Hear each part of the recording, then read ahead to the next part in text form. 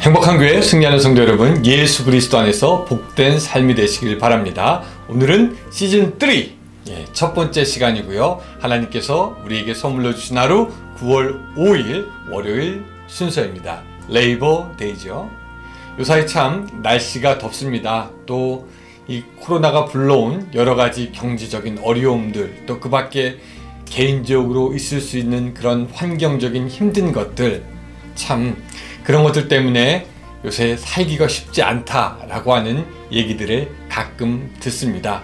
이렇게 세상적으로 시끄러울 때 우리의 시선을 오히려 주님께 고정시킬 수 있는 여러분들이 되시기를 축복하면서 성경 한 장 5분 메시지 그리고 30분 기도하는 153 시간 이제 시작해 보려고 합니다.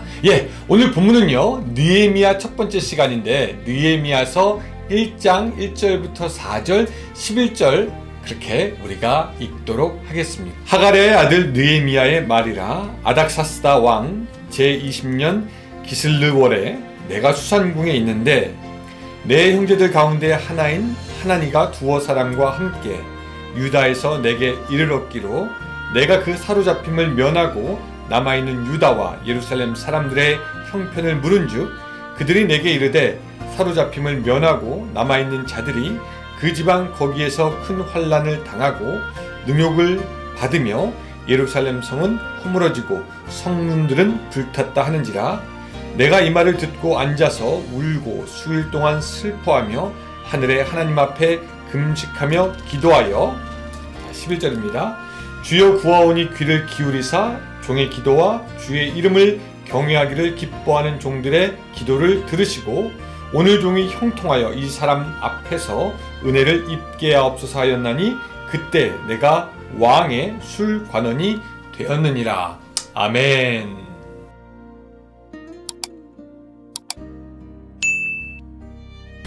오늘은 느헤미야 첫 번째 시간입니다. 그래서 여러분들에게 그 느헤미야의 이해를 돕기 위해서 이 느헤미야의 그 역사적인 배경에 대해서 조금 여러분들에게 설명을 드리고 시작하려고 합니다. 우리가 아는 것처럼요, 그 이스라엘은 그들의 범죄함으로 인해서 북이스라엘과 남유다가 나뉩니다. 그렇게 됐으면은 그들이 좀 경계하고 하나님 앞에 겸손하게 엎드렸으면 좋겠는데 그들은 그들의 범죄를 멈추지 않습니다. 그리고 하나님이 그들을 기뻐하지 않으신 거로 그들을 심판하게 됩니다. 그렇죠? 그래서 북이스라엘은 아수르라는 나라에게 패망하게 되죠. 그래서 그들은 강제로 이주당하게 됩니다. 또 얼마 후에는요, 이 불행하게 이 남유다까지도 바벨론이라는 나라로부터 패망하게 됩니다. 그리고 그들 역시 포로가 되어서 바벨론으로 끌려가게 되는 것을 우리가 압니다. 그때 같이 끌려갔던 사람들 중에 우리가 뭐 이름만 들으면 아는 사람이 뭐 다니엘 있죠. 다니엘도 그의 친구들과 같이 바벨론으로 끌려갑니다. 그러나 하나님은 당신의 사랑하는 백성들에게 영원히 분노하지 않으십니다. 그래서 예레미야 선지자는요, 그들의 포로 생활이 70년이 될 것이다 라고 예언했고 그 예언대로 남유다의 백성들은 포로 생활에서 풀려나게 됩니다. 하나님은 당시 바사 제국, 지금의 페르시아입니다. 바사 제국으로 하여금 바벨론을 치게 하였고 그 바사 제국의 고레스라는 왕은 바벨론 시대에 포로로 끌려왔던 이스라엘 백성들을 다시 풀어주어서 예루살렘으로 돌아갈 수 있도록 해줍니다. 그래서 그때 이스라엘 백성들의 1차 귀환이 일어나는데 그때는 스룹바벨이라는 사람이 리더가 되어서 백성들을 이끌고 다시 자기들의 땅으로 돌아오게 되고 그들은 예루살렘으로 돌아오자마자 무너진 성전을 다시 건축합니다. 그리고 80여 년 후에 이스라엘 백성들은 2차로 다시 한번 그 바벨론 땅에 있던 백성들이 자기들의 땅으로 돌아오게 되죠. 그리고 그때 신앙의 개혁의 운동이 일어나고요. 이 당시에 유대인들이 이방인들과 통혼했던 그런 문제들이 해결이 됩니다. 그때 리더는 누구였냐면 에스라였습니다. 그리고 나서 이제 14년 후에 느헤미야에 의해서 3차 포로 귀환이 일어나게 됩니다. 그리고 그들은 이스라엘로 돌아와서 예루살렘의 무너진 성벽들을 다시 건축하게 되는데, 이 느헤미야서는 그 과정들을 잘 기록하고 있습니다. 느헤미야의 리더십으로 인해서 무너진 성벽이 보수되고 이스라엘은 옛날의 영광을 다시 찾게 되는 것입니다. 이 과정들을 우리가 따라가 보면서 느헤미야가 하나님께 쓰임을 받았던 이유는 무엇인가? 또한 무너진 성벽을 다시 건축한다는 것은 어떤 의미가 있는가? 느헤미야는 어떤 리더십을 보여주고 있는가? 또한 느헤미야의 영성으로부터 우리가 무엇을 배울 수 있는가 살펴볼 수 있기 때문에 오늘 우리는 이 느헤미야서를 좀 같이 공부하려고 하는 것입니다. 그래서 오늘부터 시작되는 이 느헤미야서 기대해 주시기 바랍니다. 자, 성경에 의하면은요, 이 느헤미야는 이 바사왕의 술 맡은 관원이다 라고 1장에 나옵니다. 술 맡은 관원은 왕이 마시는 술을 관리하고 술잔을 가지고 왕 앞에 나가서 왕을 섬기는, 당시로서는 굉장히 고위 관직이었다라고 합니다. 술 관원은 왕의 음식을 맛보는 것, 그리고 왕의 침실을 관리하는 것뿐만 아니라 왕을 경호하는 일까지 했기 때문에 왕과 굉장히 가까운 관계를 지녔고, 또한 왕의 행정에 많은 영향을 미치는 사람이었다라고 그렇게 알려져 있습니다. 자, 이 정도 중요한 일을 하니까 이 술 맡은 관원인 그 느헤미야와 당시의 왕이 굉장히 친분이 있었다라는 것 우리가 알 수 있고요. 또한 느헤미야가 상당한 권력을 가진 사람이었다라는 것을 알 수가 있게 되는 것이죠. 그래서 이 느헤미야는요, 지금 우리들의 눈으로 보면은 사실 이 바사 제국 안에서 꽤나 안정적으로 살 수 있었습니다. 뭐 편하게 살 수 있었죠. 속된 말로 부와 명예가 보장된 상태였습니다. 그에게는 아쉬울 것이 하나도 없었지요. 솔직히 말하면은 그가 자기의 나라 이스라엘로 되돌아갈 이유가 없습니다. 자기 혼자서 자기 가족과 함께 바사제국 안에서 다 누리면서 살 수 있었기 때문이죠. 그런데 어느 날 유다에서 온 그의 형제 하나니라는 사람을 만나게 됩니다. 그리고 그에게 물어봐요. 유다와 예루살렘이 좀 어떤가? 그렇게 물어봅니다. 그런데 이 하나니의 대답이 참으로 가슴 아픈 거였습니다. 여러분 이제 3절을 보시면은요, 이렇게 되어 있습니다. 그들이 내게 이르되 사로잡힘을 면하고 남아있는 자들이 그 지방 거기에서 큰 환난을 당하고 능욕을 받으며 예루살렘 성은 허물어지고 성문은 불탔다 하는지라. 자, 한마디로 말하면 예루살렘 성전은 건축되긴 했지만 이 성벽이 없고 다 불타버렸고 지금의 상황은 쑥대밭입니다 라고 말하는 것입니다. 망하게 되었어요 라고 일컫는 거죠. 그런 소리를 듣고 이 느헤미야는 가슴이 찢어지는 듯하여 가만히 있을 수가 없습니다. 그래서 기도합니다. 자, 4절입니다. 내가 이 말을 듣고 앉아서 울고 수일 동안 슬퍼하며 하늘의 하나님 앞에 금식하여 기도하며 라고 되어 있습니다. 느헤미야는 하나님께 간절히 기도합니다.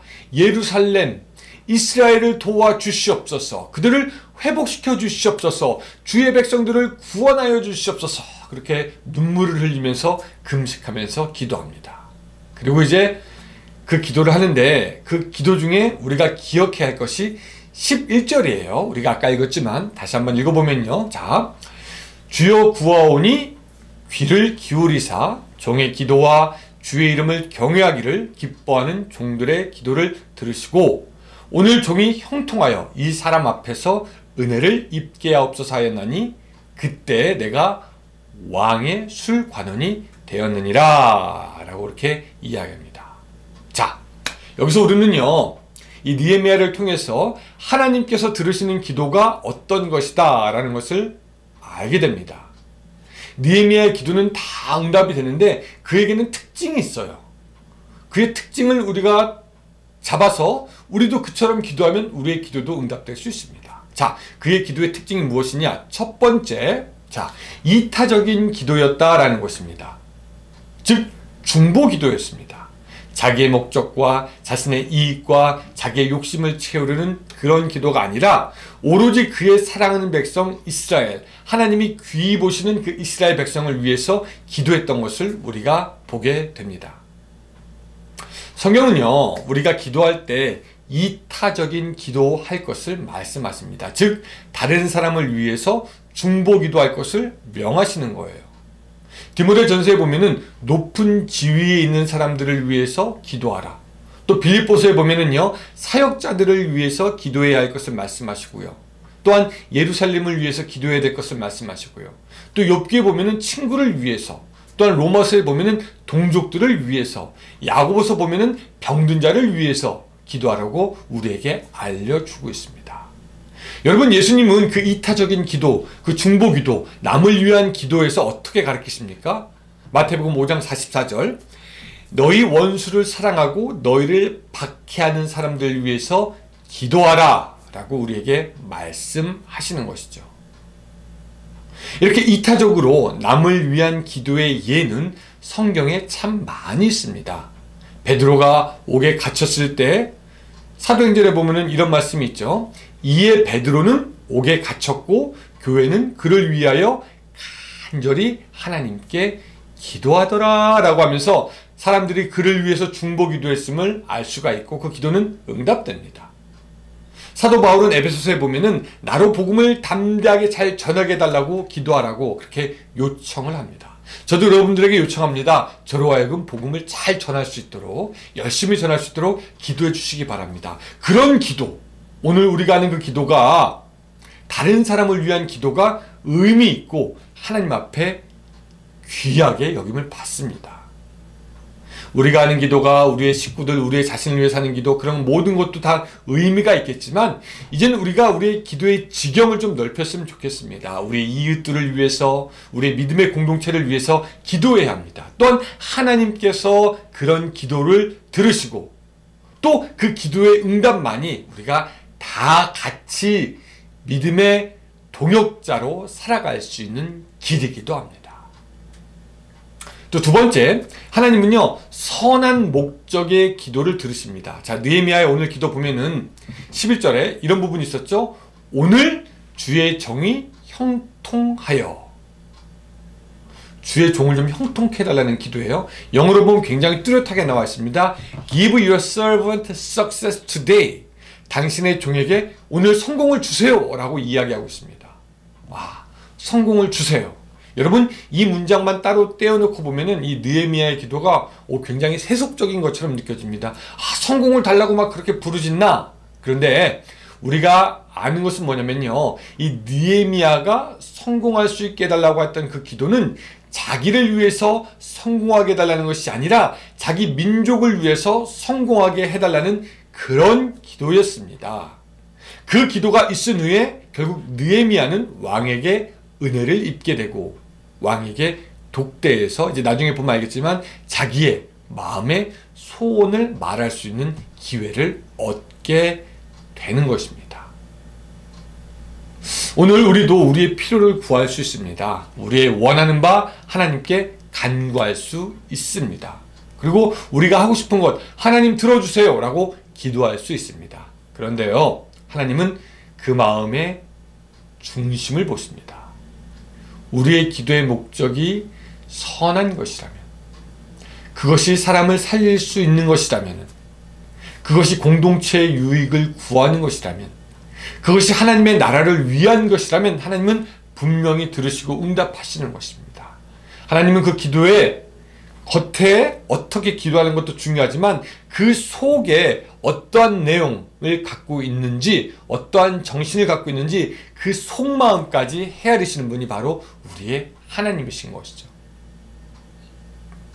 사실 포로로 끌려간 이스라엘 사람이 술 맡은 왕의 술관원 되는 것 결코 쉽지 않았습니다. 그런데 거기에 성공해서 왕의 은혜를 입는 것, 이것은 극히 어려운 것이죠. 아마 바사 제국의 사람들도 그런 자리까지 올라가는 것 극히 어려웠을 겁니다. 여러분 생각해 보시기 바랍니다. 한 나라의 비서실장쯤 되는 그런 자리에 올라가는 것이 결코 쉬운 일이겠습니까? 그러나 느헤미야의 선한 목적의 기도를 하나님은 들으셨습니다. 여러분 153을 다시 시작하면서 여러분들의 기도를 다시 한번 돌아보았으면 좋겠습니다. 오늘 나의 기도는 과연 타인을 위한 기도, 중보의 기도가 있는가? 또한 오늘 나의 기도는 선한 목적의 기도였는가? 아니면 내 욕심 차리자고 하는 기도였는가? 오늘 우리가 느헤미야처럼 다른 사람을 위해서, 또한 우리가 속해 있는 가정이나 공동체를 위해서 그렇게 기도할 수만 있다면은 하나님께서 우리의 기도를 들어주실 줄로 믿습니다.